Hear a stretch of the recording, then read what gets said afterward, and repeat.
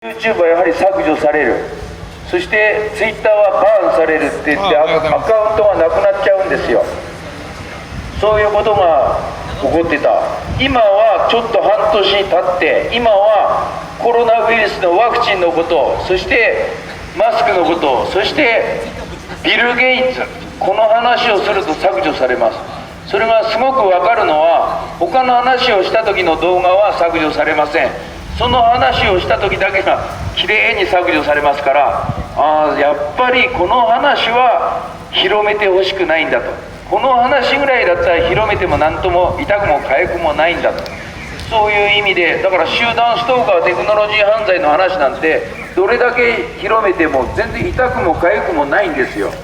我々は集団ストーカーテクノロジー犯罪の話をしておりますけども、これはかけ離れた認識ですから、今目の前の恐怖、今目の前に起こっている現実っていうのはコロナですから、このことに対して意見を差し挟んだら削除される、あっという間に。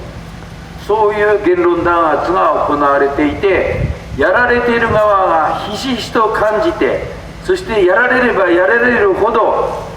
これは本当に拡散してもらったら嫌なんだなって分かるんですよ。ですから、そしてこれがやはり真実なんだなって、だんだん自信をもっと自信持ってまいりまして、我々の言ってることが正しいんだなと自信を深めていくわけですね。弾圧を受ければ受けるほど間違ってないなというふうに私は感じておりますから、これを大きな声でこういう選挙っていう場で皆さんに伝えるっていうことをほとんどの人はしません。怖くてできないです。そしてもう一つ、PCR 検査という検査、あれによって皆さん陽性になったら感染者が何名って毎日新聞で発表しているのは、この PCR 検査の陽性の方が感染したということで発表しているわけですね。500人とか何百人とか言って、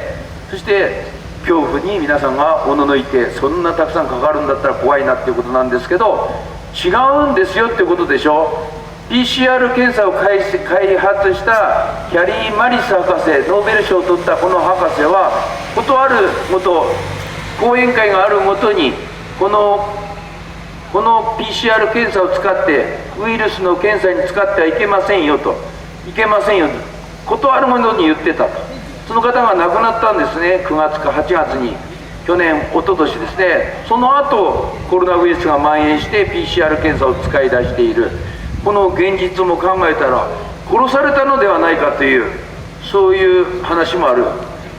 そういう PCR 検査、いわくつきどころかあやふやな検査ということですね。これも皆さん、もう医者行ったら丸め込まれますよ。もう理論武装しております。ワクチンも理論武装しております。しかしもっと突っ込んでいったら、この日本の医者は何も答えられません。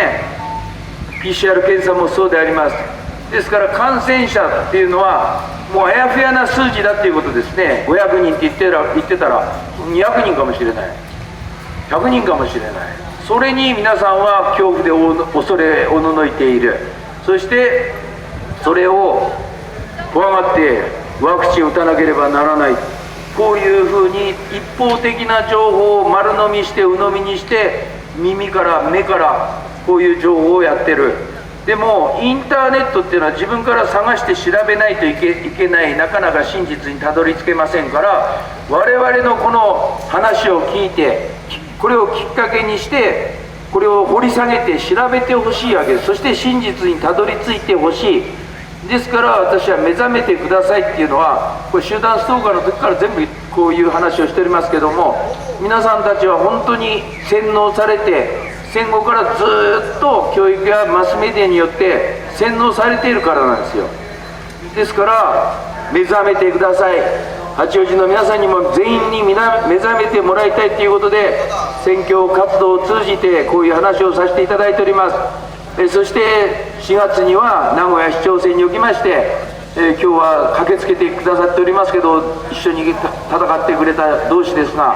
昨日も来ていただきました。また今度次は衆議院選挙もあります。こういう選挙の場っていうのは我々の話をちゃんと聞いてくれる、弾圧もしにくい、こういうことを我々は逆に考えて逆手に取ってこれを皆さんに知らせる大事ですから、そして皆さん自分で判断してくださいって言ってるんですね。別にこうしろああしろって言ってるわけじゃないんですよ。